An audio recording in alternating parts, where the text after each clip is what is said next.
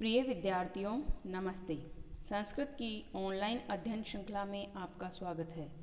मैं डॉक्टर सत्यमुदिता स्नेही, सहायक आचार्य संस्कृत, आज आपके सम्मुख एक बार पुनः उपस्थित हूँ। आज हम किरातार्जुनीयम महाकाव्य के प्रथम सर्ग का तीसरा श्लोक पढ़ेंगे। यह महाकाव्य भारवी के द्वारा लिखा गया है। इसमें प्रथम सर्ग में वंशस्थ छंद का प्रयोग हुआ है। अतः श्लोक को हम वंशस्थ छंद में पढ़ेंगे, उसके बाद इसका अनुवाद समझेंगे।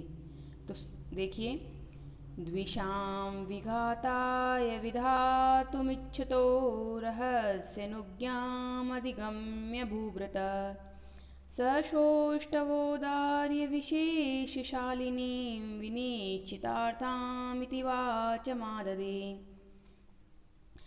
गत दो श्लोकों में हमने पढ़ा था कि जो युधिष्ठिर के द्वारा नियुक्त किया गया वनीचर है, वो ब्रह्मचारी के वेश में दुर्योधन के राज्य में जाता है और वहाँ से संपूर्ण वृत्तांत को भली प्रकार से प्राप्त करके सुरक्षित वापस द्वैतवन में लौट आता है। और वहाँ पर वह राजा युधिष्ठिर को प्रणाम करके उनसे कुछ कहना चाहता है, पर अभी तक उसने कहा नहीं है।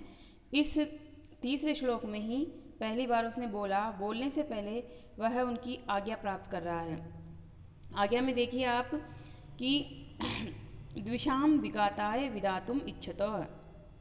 द्विषाम अर्थात शत्रु का, विधाताय यानी कि विघात करने के लिए, मारने के लिए, विधातुम प्रयत्नवान, उद्योगशील, इच्छतः इच्छा करते हुए, रहसी एकांत में, अनुज्ञाम अधिगम्य आज्ञा को प्राप्त करके, भूप्रतः राजा की आज्ञा को प्राप्त करके। राजा कौन है यहाँ? युधिष्ठिर यहाँ राजा है। उनसे उसने आज्ञा ली है और एकांत में वह कहेगा। परंतु उससे पहले देखिए, वह सौष्ठव औदार्य विशेषशालिनी। सौष्ठव यानी सुष्टु भाव है, सौष्ठव है, सुष्टु यानी अच्छे शब्दों वाले। औदार्य यानी कि उदारस्य भाव है, औदार्यम। उदारता यानी अर्थ की विशेष यानी विशेषता से, यानी कि तर्कपूर्ण बात से, शालिनम यानी युक्त, यानी कि शब्द और अर्थ दोनों की विशेषता से युक्त। और विनिश्चितार्थम इति वाचम आददे, विनिश्चित अर्थों वाली वाचम वाणी को आददे कहना प्रारंभ किया, उसने कहा। तो यहाँ पर मुख्य वाक्य क्या है? मुख्य वाक्य है स वाचम आददे, उसने वाणी को बोला। वाणी के दो विशेषण हैं, सौष्ठव औदार्य विशेषशालिनी और विनिश्चित अर्थम इति वाचम आददे। इसमें वाचम जो है कैसी है? सुष्टु औदार्य विशेषता से युक्त, यानी कि शब्द भी अच्छे हैं और उसमें अर्थ की गंभीरता भी है और एकदम निश्चित अर्थ है। निश्चित अर्थ का क्या मतलब होता है? कई शब्द ऐसे होते हैं जो द्विअर्थी होते हैं, जैसे पया शब्द ऐसा है, जैसे आपको कहा जाए कि पयम आनयेत, पयः आनयेत, तो आप पय का मतलब दूध भी होता है, पानी भी होता है। आप दूध लाएंगे या पानी लाएंगे, इसमें आपको मतलब संदेह हो जाएगा कि क्या मंगवाया जा रहा है। तो आप ऐसे शब्दों का मतलब यहाँ पर वनीचर प्रयोग नहीं करते हैं। वनीचर स्पष्ट शब्दों का प्रयोग करते हैं, गुप्तचर या वनीचर जो हैं, ताकि सामने वाले को यानी कि राजा को निर्णय लेने में कोई कठिनाई ना हो। स्पष्ट अर्थों में वह बात को कहते हैं। अब वो राजा कौन है? भूभृत है। यहाँ पर भूभृत युधिष्ठिर हैं। युधिष्ठिर कैसे हैं? युधिष्ठिर हैं द्विषाम विघाताय विधातुम इच्छतः है, अपने शत्रु का नाश करने की प्रति उद्योग करने की इच्छा वाले। क्योंकि राजा ने वनेचर को गुप्तचर बना के भेजा है इंद्रप्रस्थ में, यानी कि दुर्योधन के राज्य में, ये सिद्ध करता है कि यह राजा युधिष्ठिर अपने राज्य को पुनः प्राप्त करने के लिए प्रयत्नशील हैं। और ऐसे राजा के प्रति उनको जो भी कोई बात करनी है, उसकी रहसी, यहाँ पर आप देखिए ये है नया शब्द आपके लिए, रहसी अनुज्ञाम अधिगम्य। रहसी यानी एकांत में, अनुज्ञाम यानी कि आज्ञा को, अधिगम्य यानी प्राप्त करके। एकांत में वह उनको राजा को ले गया है, वहाँ पर उनको एकांत में ले जाकर उनसे आज्ञा प्राप्त करता है कि मैं आपसे कुछ कहना चाहता हूँ, जो भी मैं जानकारी प्राप्त करके आया हूँ, आप मुझे कहने का आदेश दीजिए, अनुमति दीजिए, फिर मैं कहूँ। क्योंकि गुप्तचर को यहाँ पता है कि उससे जो बात कही जाएगी, उसके मुंह से जो बात निकलेगी वो दुश्मन की प्रशंसा है एक तरह से, क्योंकि वहाँ पर दुर्योधन बहुत अच्छी तरह से राजपाट कर रहा है और जनता का दिल जीतने का प्रयास कर रहा है।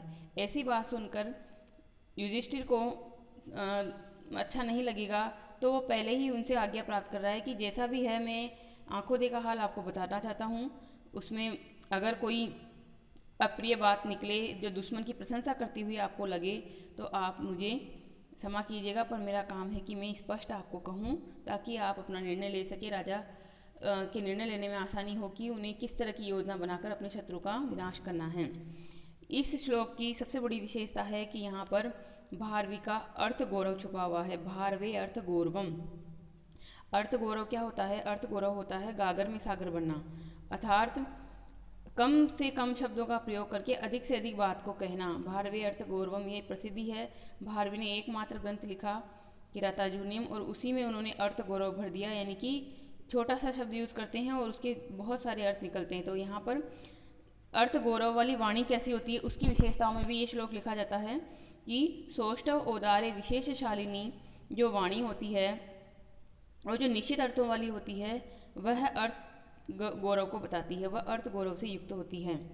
तो इस श्लोक में आपको भारवी का अर्थ गौरव मिलना शुरू हो जाएगा यहीं से। और आप इस श्लोक में अब ग्रामर की दृष्टि से देखिए क्या क्या लिख सकते हैं। आपको अनुवाद आ गया होगा, अनुवाद एक बार फिर से देख लीजिए। वह वनेचर एकांत में शत्रुओं के विनाश के लिए प्रयास करना चाहते हुए महाराज युधिष्ठिर की आज्ञा लेकर शब्द और अर्थ की विशेषता से युक्त सुशोभित होने वाली तथा निश्चित अर्थ वाली वाणी को बोला। उसने बोलना प्रारंभ किया। तो देखिए यहाँ पर अब हम देखते हैं इसमें व्याकरणात्मक टिप्पणी। व्याकरणात्मक टिप्पणी के लिए सबसे पहले आप चलिए विधातुम शब्द पे, वी उपसर्ग धा धातु तुमुन प्रत्यय, विधान करने के लिए रहसी प्लस अनुज्ञाम, यहाँ पर है यण संधि, रहसी अनुज्ञाम। फिर आगे चलते हैं हम अधिगम्य। अधिगम्य में क्या है? अधि उपसर्ग है, गम धातु है और ल्यप प्रत्यय है। गत कक्षाओं में मैंने पढ़ाया है कि ल्यप प्रत्यय जहाँ आता है वहाँ उससे पहले उपसर्ग जरूर आता है, तो यहाँ उपसर्ग है। उसके बाद में आप ले लीजिए ग्रामर की दृष्टि से आपको मैंने बताया जैसे सौष्ठव शब्द कैसे बना। सौष्ठव शब्द बना सुष्टुः भावः सौष्ठवम। इसी तरह से औदार्य शब्द कैसे बना? औदार्य शब्द बना उदारस्य भावः औदार्यम। फिर आगे विनिश्चितार्थम इति, विनिश्चित अर्थम, विनिश्चित अर्थ से युक्त, यहाँ सवर्ण दीर्घ संधि है, विनिश्चित प्लस अर्थाम इति। वाचम आददे, वाणी को आददे यानी कहना शुरू किया। आददे में तो आ उपसर्ग है और दा धातु है, आत्मनेपदे में है, परोक्ष भूत एक लिट लकार होता है उसमें है।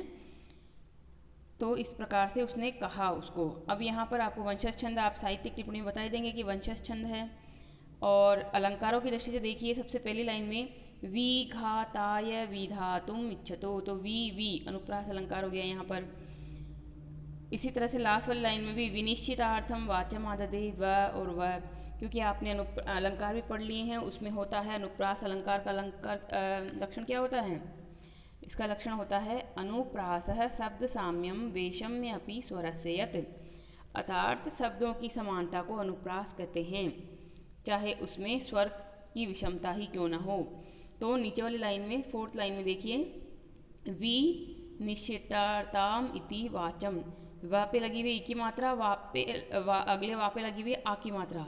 स्वरों की यहाँ विशेषता, स्वरों की यहाँ भिन्नता है, परंतु व्यंजन समुदाय सेम दोनों जगह वह हैं, तो यहाँ अनुप्रास अलंकार हो गया। और अर्थ गौरव है इसमें। अब एक और इसमें लास्ट में आप विशेष बात क्या लिखेंगे? विशेष बात लिखेंगे कि युधिष्ठिर द्वारा दुर्योधन के राज्य में गुप्तचर भेजना ही यह सिद्ध करता है कि वे अपने शत्रु का उन्मूलन करना चाहते हैं। वनेचर को उनके सामने शत्रु के उत्कर्ष का वर्णन करना है, अतः वह ऐसे ललित सुंदर शब्दों का चुनाव करता है कि जिससे राजा उसे अप्रिय या कर्ण कटु होने से सुनने में दुखी ना हो, उबे नहीं। शब्दों की मधुरता के साथ ही अर्थ की गंभीरता भी इसमें है, इसलिए आवश्यक है कि राजा को इस तरह से शब्द और अर्थ से युक्त वाणी बोली जाए कि वह उद्योग करने के लिए तत्पर हों, प्रयत्न करें। उसका यानी वनेचर का प्रत्येक शब्द कुछ अर्थ रखता है, अर्थात युक्तियों और प्रमाणों से सिद्ध करते हैं वह कि आगे उन्हें क्या करना है, और राजा ये निश्चित कर पाते हैं कि उन्हें अपने शत्रु का नाश करने के लिए किस तरह की योजना बनानी है। इसी क्रम में जो अर्जुन है, अर्जुन पाशुपत अस्त्र की प्राप्ति के लिए तपस्या करते हैं। यह एक तरह से युद्ध की तैयारी है। तो इस प्रकार ये श्लोक समाप्त हुआ, और रिवाइज करते रहिए, बार बार सुनिए, कॉपी बना लीजिए, उसमें नोट कर लीजिए श्लोक को, और जितनी भी बात आपको समझ में आती है उतना लिख लीजिए। धन्यवाद।